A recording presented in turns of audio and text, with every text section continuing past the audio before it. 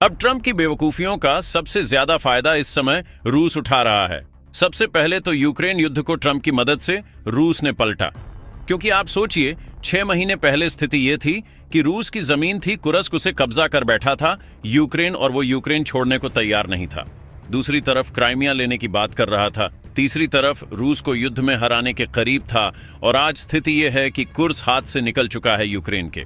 Crimea वापस नहीं आने वाला, यह बात साफ हो चुकी है। और इतना ही नहीं, ट्रंप ने यूरोप और यूक्रेन को इस बात के लिए भी राजी कर लिया है कि पुतिन कुछ जमीन लेंगे यूक्रेन की, तुम उन्हें चुपचाप दे देना। इतना ही नहीं, रूस का जो लॉन्ग टर्म दुश्मन है नाटो, उसमें भी फूट डलवा दी है।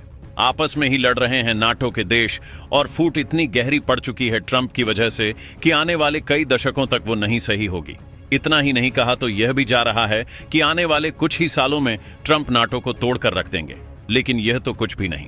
सबसे बड़ी बेवकूफी थी ट्रंप की अपने long term strategic partner Bharat के खिलाफ एक्शन लेना, और भारत पर चलो टैरिफ तो लगा ही, साथ ही भारत के खिलाफ जो घटिया बयानबाजी और घटिया शब्दों का इस्तेमाल किया, वो ट्रंप और अमेरिका को आने वाले कई दशकों तक भारी पड़ेंगे। और इसका फायदा उठा रहा है रूस। रूस को पता है कि भारतीयों को और भारत सरकार को ट्रंप ने नाराज कर दिया है। यही समय है भारत का साथ देने का। अगर अब साथ दे दिया तो भारत कई दशकों तक रूस का दोस्त रहेगा और रूस का हर संकट में साथ देगा। और इसीलिए रूस ने ऐलान कर दिया है कि हम अपनी मार्केट भारतीय सामान और भारतीय कंपनियों के लिए खोलेंगे, और इस लेवल पर खोलेंगे कि भारत अरबों डॉलर के एक्सपोर्ट कर सकेगा रूसी मार्केट में। इतना ही नहीं, एस जयशंकर हाल ही में पुतिन से मिलने रूस गए थे। मॉस्को में दोनों नेताओं के बीच में बैठक हुई, और वहां पर हमारे जो विदेश मंत्री हैं एस जयशंकर जी, उन्होंने मुद्दा उठाया ट्रेड इम्बैलेंस का।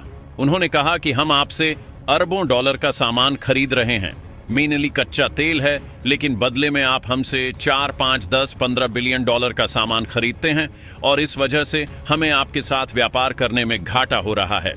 तो रूस ने इस पर जवाब यह दिया है कि आप अपने सामान बेचना शुरू कीजिए। रूस में हम आपके लिए रास्ते आसान करेंगे और रूसी मार्केट में एक्सेस देंगे भारतीय कंपनियों को, और इससे 2 फायदे होंगे।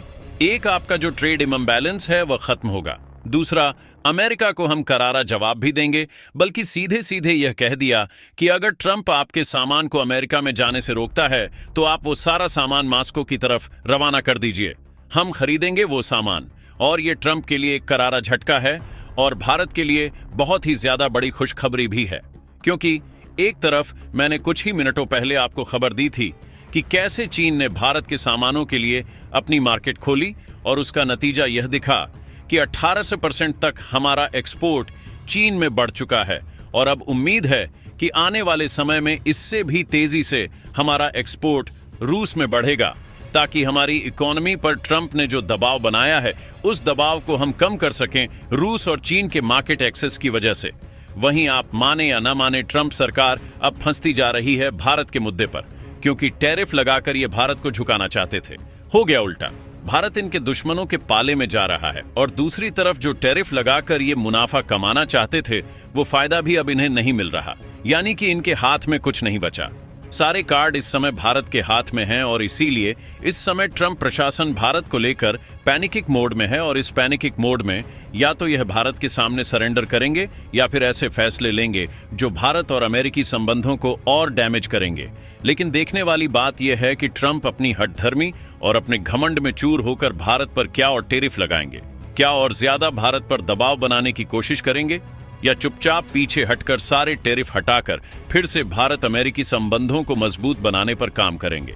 जो भी होगा आने वाले कुछ महीनों में ही होने वाला है। के लिए ध्यान से चैनल को जरूर सब्सक्राइब कर लेना, क्योंकि डीप एनालिसिस भारत अमेरिकी संबंधों का यहीं आपको मिलेगा, टोटल ब्रेकडाउन होगी। दोस्तों, इस पर अपनी राय कमेंट बॉक्स में जरूर बताएं। इसी तरह की और भी जानकारी के लिए हमारे चैनल को सब्सक्राइब जरूर करें। जय हिंद, जय भारत।